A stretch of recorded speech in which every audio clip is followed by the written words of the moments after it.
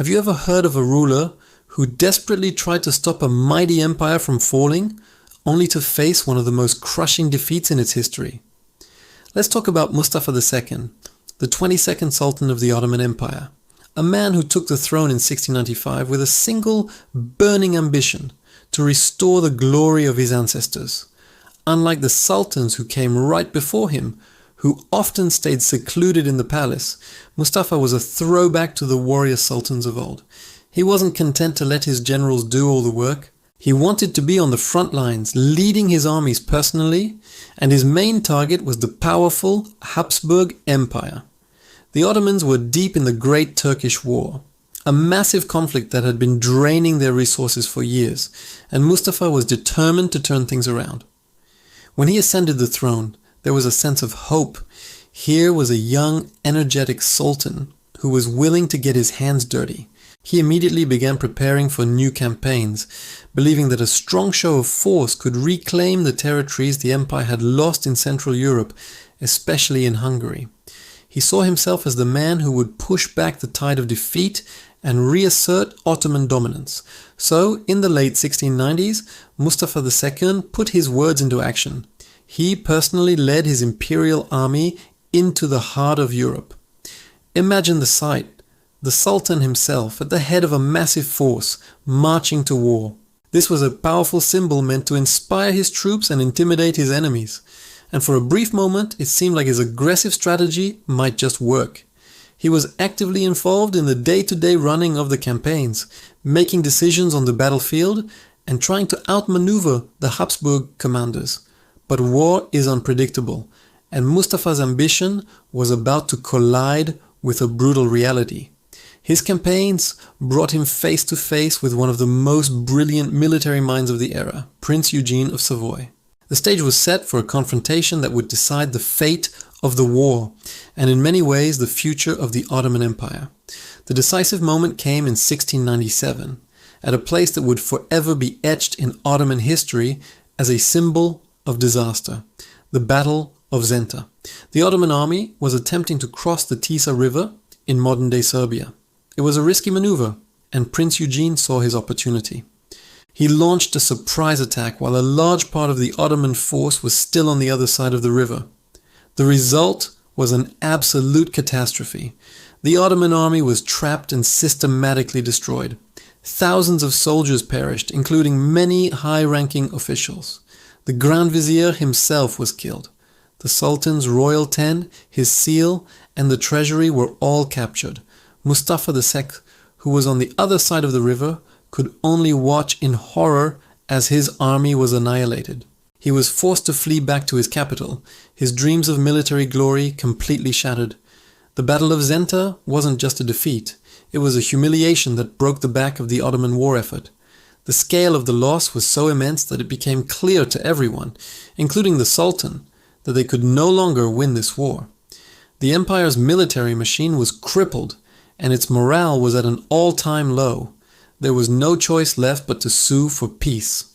The warrior Sultan, who had ridden out to restore Ottoman power through conquest, now had to negotiate from a position of weakness. This led to the landmark Treaty of Karlowitz in 1699. This wasn't just another peace treaty. It was a seismic shift in European politics. For the first time in its history, the Ottoman Empire was forced to formally sign away vast, long-held territories. It was a bitter pill to swallow. The Ottomans lost almost all of Hungary, a region they had controlled for over 150 years. They also ceded Transylvania to the Habsburgs and gave up other territories in the Balkans. The Treaty of Karlowitz marked the definitive end of Ottoman expansion in Europe. The empire, which for centuries had been a force of conquest, was now on the defense. It was a psychological blow as much as a territorial one. The myth of Ottoman invincibility was gone forever. From this point on, the relationship between the Ottoman Empire and Europe would be fundamentally different, defined more by diplomacy, containment, and a slow, grinding retreat.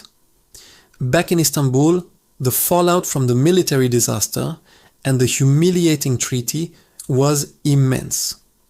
Mustafa II, having failed on the battlefield, tried to shift his focus to internal reforms. He recognized that the empire's problems ran deep. He attempted to strengthen the central government, curb corruption, and restore discipline within the military, particularly among the elite Janissary corps. But his efforts were met with resistance. One of his biggest mistakes was his growing preference for the city of Edirne over the traditional capital, Istanbul.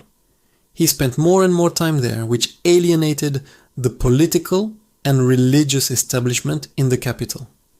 The Janissaries, who were already unhappy with the military defeats and the attempts to reform them, saw this as the Sultan abandoning them. The ulema, the religious scholars, also grew resentful of his policies. Meanwhile, the economy was in a dire state. Years of constant warfare had drained the treasury. To make up for it, taxes were increased, which placed a heavy burden on the common people. Administrative corruption was rampant, and the general population grew increasingly frustrated with the state of the empire. Discontent was simmering just beneath the surface, and it was about to boil over. In 1703, this widespread anger erupted into a major rebellion known as the Edirne Incident. It started with the Janissaries in Istanbul, but they were quickly joined by city residents, merchants, and religious leaders. They marched on Edirne, demanding the Sultan's abdication. They blamed him and his court for the empire's misfortunes, from the defeat at Zenta to the economic hardships they were facing. Caught completely off guard and with very little support left, Mustafa II had no power to resist the rebellion.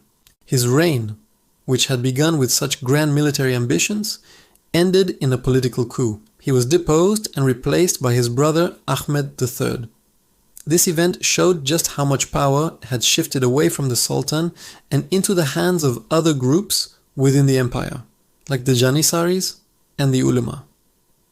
After being removed from the throne, Mustafa II was placed in confinement within the palace. His life as a ruler was over. He died just a few months later, in early 1704. His story is a tragic one, a tale of a sultan who tried to embody the glorious past but was ultimately overwhelmed by the challenges of his time. So what is the legacy of Mustafa II?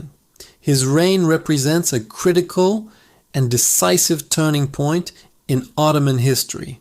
He was the last of the warrior sultans to personally lead his army in a major European campaign, and his failure marked the end of an era. The devastating defeat at Zenta and the subsequent Treaty of Karlowitz fundamentally altered the empire's place in the world. It was no longer the expanding, conquering power it had once been. It was now a defensive state, struggling to hold on to what it had. Mustafa's reign symbolizes the harsh transition from an age of military dominance to a new period where diplomacy and internal reform became the keys to survival. While his personal efforts to reverse the decline failed, the crises he faced forced the empire to begin a long, slow process of modernization. His story serves as a powerful reminder that even the mightiest empires can reach a point where old ways are no longer enough, and that facing this reality can be a painful and often brutal process. Thank you so much for watching. If you found this dive into Ottoman history interesting, please hit that like button and subscribe for more stories from the past. Let me know in the comments which historical figure you'd like to hear about next. See you in the next video.